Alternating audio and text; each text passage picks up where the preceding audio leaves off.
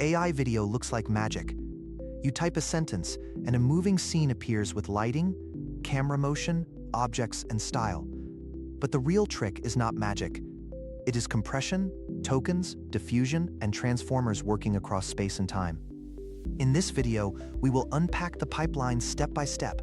First compression, then space-time patches, then diffusion training, then prompt conditioning guidance, temporal consistency, and finally why these models are so expensive.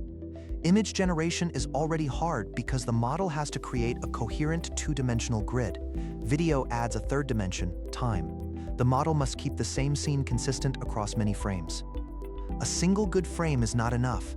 If a face changes shape, an object disappears, or the camera motion breaks, the video instantly feels wrong. That is why temporal consistency is one of the hardest parts of AI video. The first practical problem is size. A raw video has height, width, color channels, and time. Working directly with every pixel would be extremely expensive, especially for longer clips or high-resolution outputs. So modern systems usually compress the video into a latent space. An encoder maps the original video X into a smaller representation Z, and a decoder can later reconstruct pixels from that latent code. The simple way to write this is Z equals E of X, and X hat equals D of Z.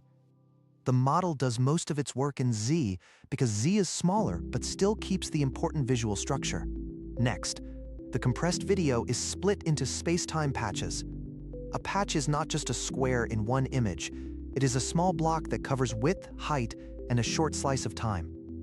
Those patches become tokens. This is the bridge between video models and language models. An LLM reads text tokens. A Sora-style video transformer reads compressed video tokens.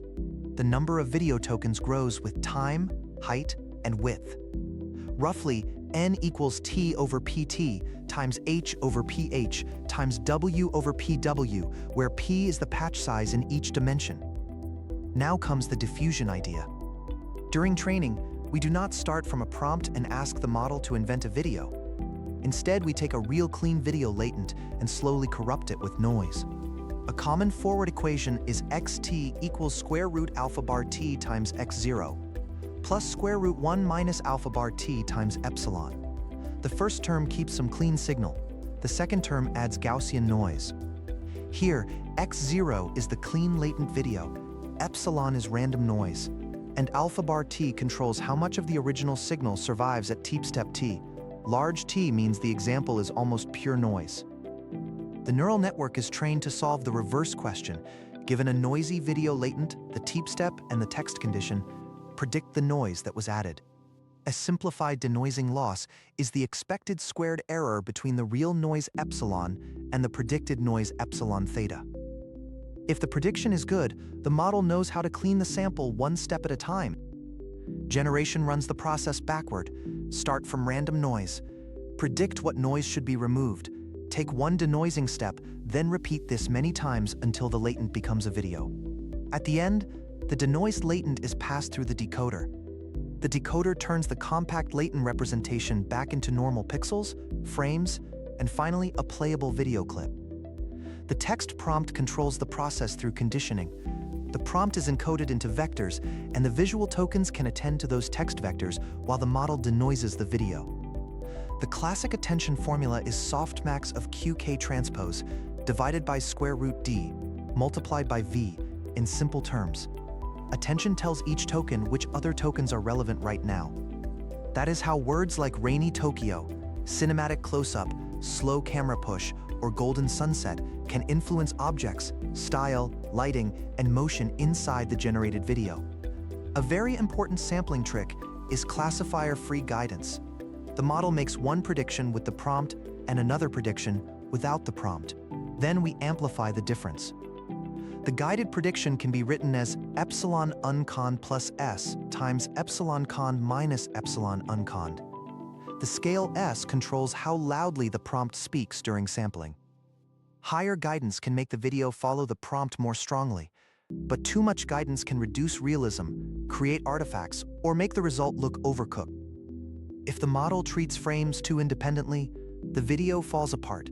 Faces drift, hands change, objects melt. The scene may look good frame by frame, but bad as motion. Video models fight this by sharing information across time. Tokens from different frames communicate through space-time attention, temporal layers, recurrence, or other architecture tricks. This is where the cost explodes.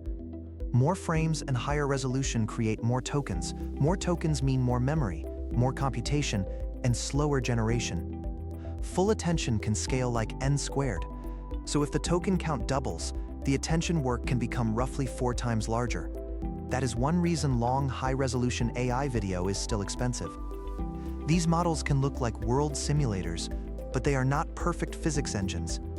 They learn patterns from video data. Rare events, exact geometry, and long causal chains can still fail. For creators, the best workflow is not one magic prompt. It is a shot list, reference images, camera instructions, multiple generations, selection, and editing. So the real story is understandable.